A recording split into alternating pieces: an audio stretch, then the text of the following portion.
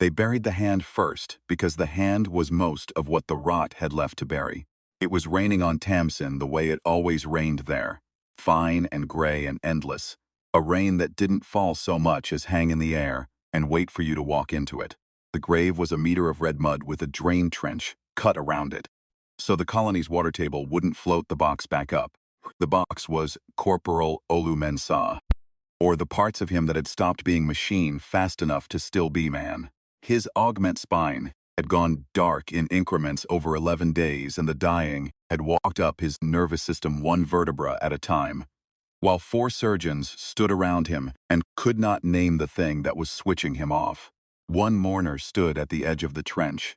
She wore a field coat with the rank stripped off, and she did not cry, because crying was a thing the body did when it still believed something could be done. And she had stopped believing that on the 8th day. She watched them lower the box. She had a small object in her coat pocket and her thumb moved over it, around and around, the way a person worries a stone. Then she turned and walked back into the rain, and the colony swallowed her, and for a while the story seemed to be about someone else entirely, 1,000 kilometers above her.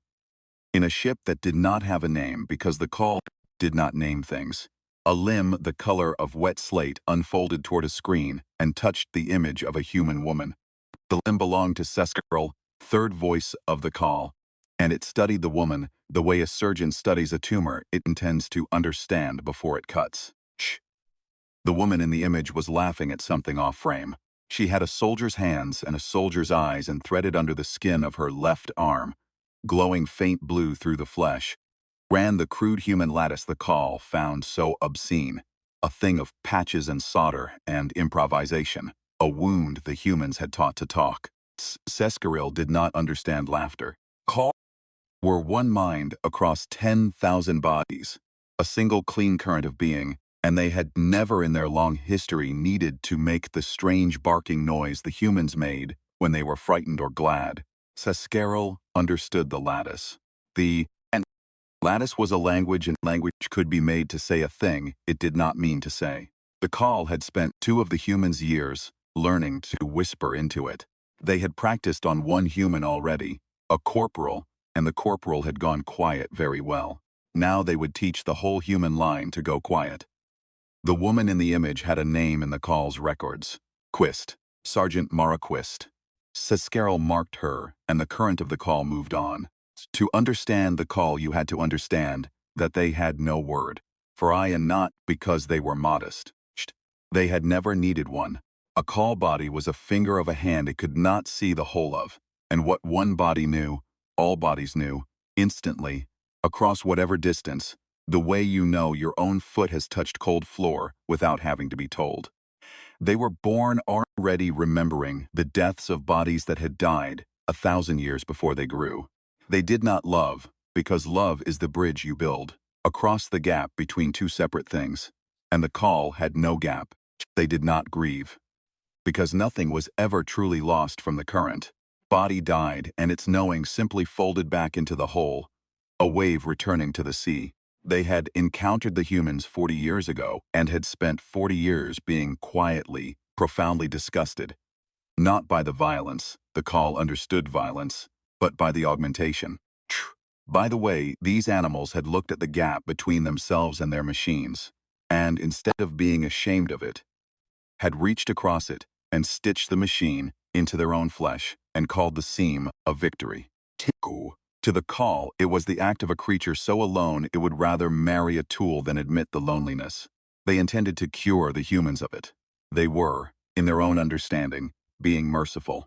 Mara Quist was getting married in 9 days, and her left hand would not open. She was standing in the gantry bay of Anchorage 9 with her fist closed around a coupling she had been about to seat, and the fingers simply would not unclench. She looked at the hand the way you look at a stranger doing something rude. Then, she reached over with her right hand and pried the fingers back one at a time, and they came loose. With a small electric stutter, she felt all the way to her shoulder. "You all right?" Tobin asked. He was upside down, half inside a maintenance throat with only his legs showing, And he had the particular calm of a man who had learned to ask serious questions in a bored voice so they wouldn't sound like accusations. "Cramp," she said. "You don't get cramps. You're 40% appliance." Then a glitch. He slid out of the throat. Tobin Reyes was a big man gone careful with age, and the augment that ran up his right side gave him a slight permanent lean, like a tree that had grown into a wind. He took her left hand in both of his and turned it over, looking at the blue threads under the skin, and she let him because she had decided some years ago to let him do that whenever he wanted. "It's nothing," she said. "We seat the coupling. We sign off the relay. We go down to Tamsin and your mother feeds us until we can't move. And in 9 days you stand up in front of 40 people and tell them you're stuck with me." He didn't smile the way she wanted him to. He was looking at the threads. "When'd it start?" "Today." That was the first lie, and it was a small one, and she would spend the rest of her life being glad he caught it. It had started 3 days ago, a flicker in the index finger while she slept. A word she couldn't make her tongue say one morning until she'd tried it 4 times. Small unweavings she had filed under tired, under stress, under getting married is a lot. She hummed while she worked, an old 4-note thing her mother used to hum over the wash bins on the colony, a tune with no words that meant nothing except home. And 3 days ago, she had caught herself humming it wrong, the 3rd note dropping where it had no business dropping, and her body had done that, not her. And she had stood very still over the wash basin in her quarters, and not told anyone. They made Tamsin in the evening, and went to Tobin's mother's kitchen, because that was where you went.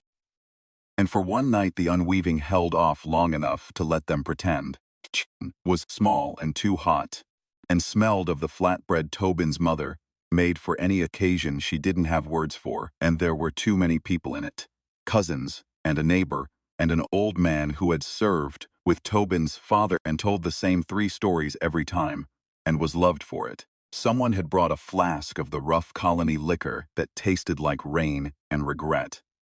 And it went around the table the way it always went around, each person taking a swallow and naming a thing they were grateful for, which was a custom Mara had married into before she'd married into anything.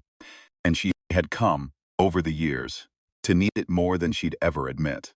When the flask reached her, she held it and looked down the table at Tobin in the steam and the noise, leaning the way he leaned, laughing at the old man's story he'd heard 100 times.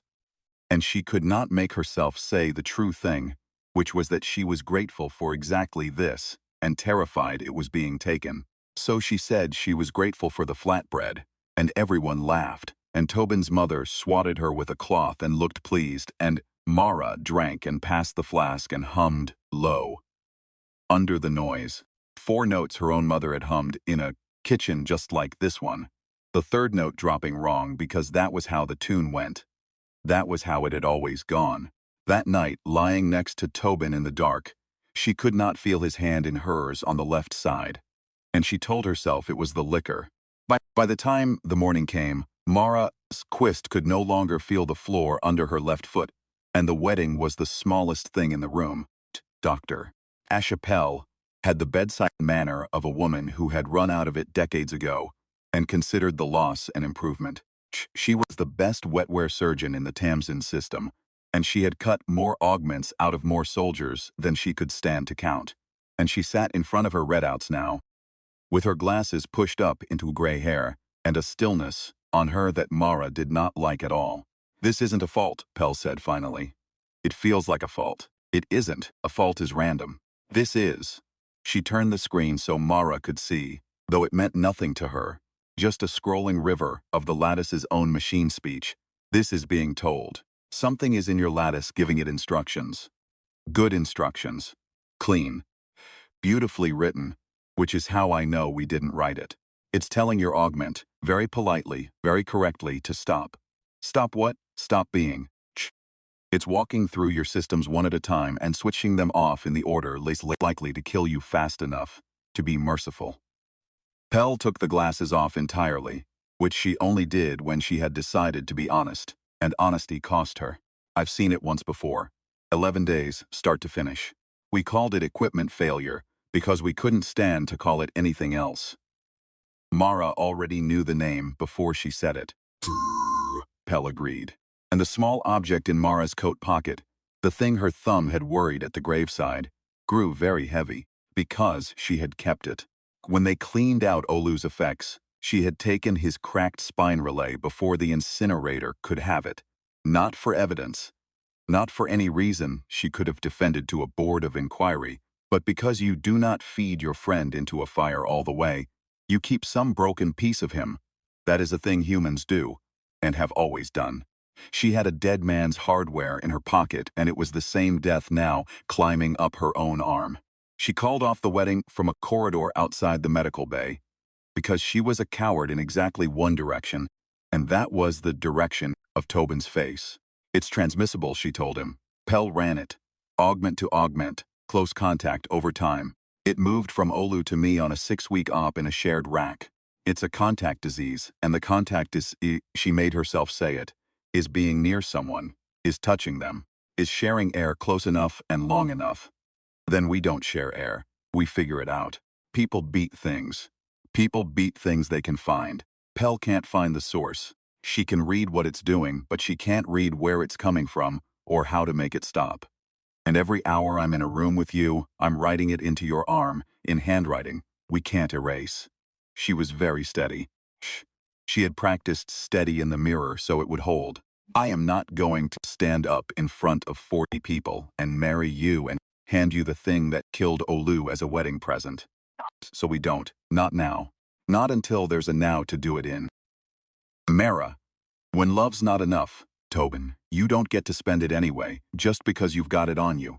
She turned before he could see the steady break, and she walked into the rain, and for the second time the colony swallowed her. The call took anchorage 11 hours later. And that was not a coincidence, though it took the humans some time to understand that it wasn't.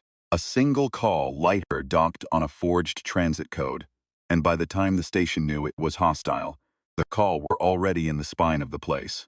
They did not shout. They did not make demands in the human way, with speeches. The call flowed through the corridors as one organism, and they took the command deck and the reactor and the long magnetic throat of the station's mass driver, the great rail that under normal use flung cargo pods down, the gravity well to Tamsin's surface, and which under abnormal use could fling anything at all.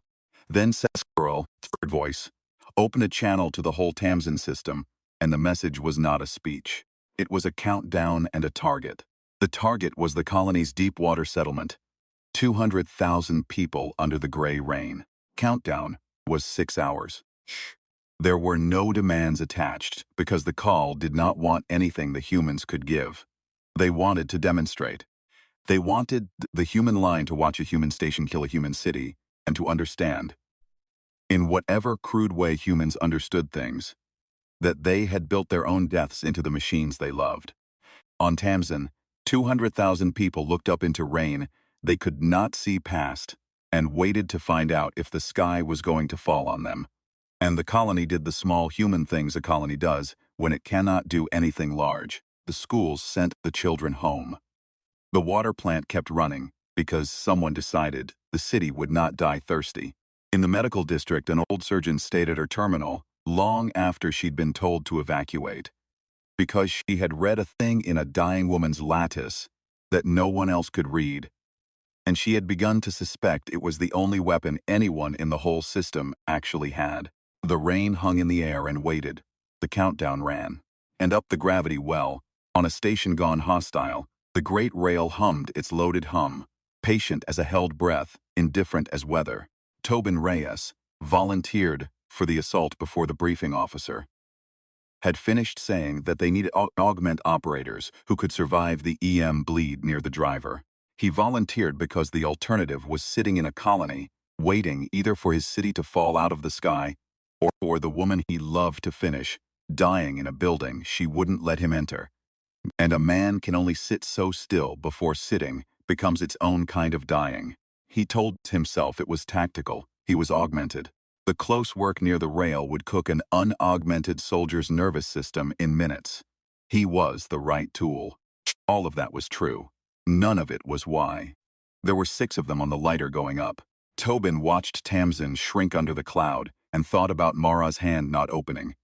And he hummed something under his breath, without noticing he was doing it. 4 notes.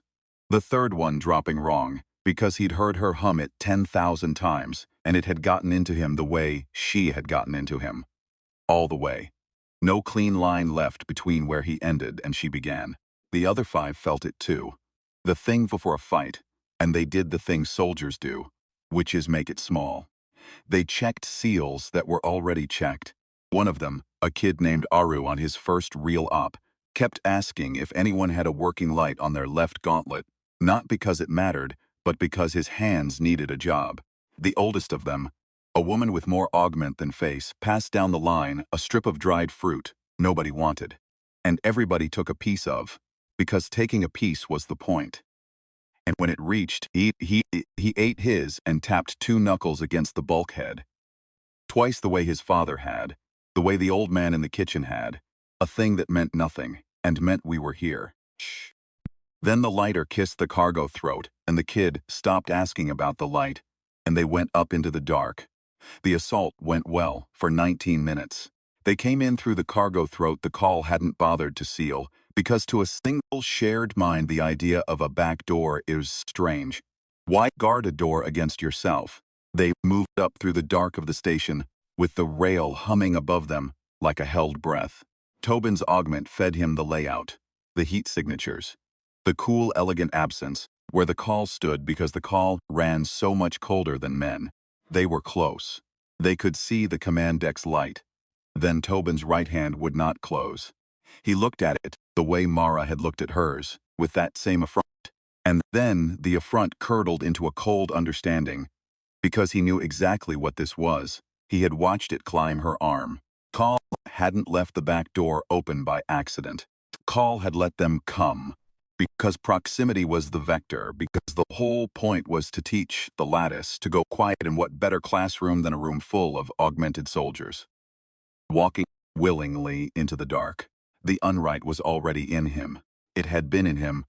He understood now, since the dock, since the bleed of the rail had carried it, since the station itself had become a thing that whispered. Calm crackled. It was Pell's voice, patched up from Tamsin, thin with distance and fear. Rise. Reyes, abort. The driver's been running a carrier wave the whole time. The station's broadcasting the thing. Every augment in that hull is infected. Do you copy? Abort. Little late, Doc, Tobin said, and his voice came out wrong, the consonants soft, the way Mara's had gone soft 3 days before any of them admitted what it meant. Sescaril, third voice of the Caul, watched the human soldiers begin to fail, and felt something it had no word for, because the Caul did not have words, only the clean shared knowing of the current. The knowing it felt was satisfaction. But underneath the satisfaction was a faint wrongness, like a single note held a fraction too long. The humans were failing. Good. Their lattices were going quiet, system by system. The way the corporals had, the way the woman Quists was doing even now on the surface. And yet the soldiers had not stopped. One had lost the use of an arm and was firing with the other. One could no longer walk and was dragging himself toward the command deck by his elbows, leaving a smear still coming. To the Caul this was incomprehensible. When the lattice went quiet, the human went quiet. That was the entire premise. The lattice was the human. You switched off the machine and the man switched off with it. That was how a clean mind would have worked. Switch off the tool and the wielder ceases. These wielders would not cease. They were less every minute, and they came anyway. And Sescaril, who had been so certain that the augment was the self, met for the first time the possibility that it had cut into the wrong thing entirely. That the lattice was not the human, that it was only a hand the human had grown, and that a human who lost a hand did not stop being a human, only got angrier. Mara Quist came up to Anchorage 9. On a single-seat shuttle she was not cleared to fly. With 3 hours on the countdown and the left side of her body already a country she no longer governed, she came because Tobin was up there, and because she had spent her whole life being told that the worst thing about being augmented was that it could be taken from you. And she had finally understood, somewhere over the cloud line, that this was exactly backward. The worst thing about being augmented was never that it could be taken. The worst thing was that you started to believe it was you, that the strength in your arm was your arm, that the speed was your speed, that without it you'd be nothing but a soft, slow animal in the rain. You let the tool become the answer to a question being afraid to ask, which was whether the soft, slow animal had ever been enough on its own. The Caul had built a weapon out of that fear. They had bet 200,000 lives on it, and somewhere over the cloud, with half her body gone dark and her shuttle screaming through the upper air she had no license to be in, Marquist had stopped being afraid of the question and found underneath it the oldest and stubbornest answer there was, that she would rather go up there as a soft, slow animal and lose than sit in the rain and be spared. It was not a brave thought. It did not feel like courage. It felt like the tune her mother hummed, small and stupid and impossible to switch off.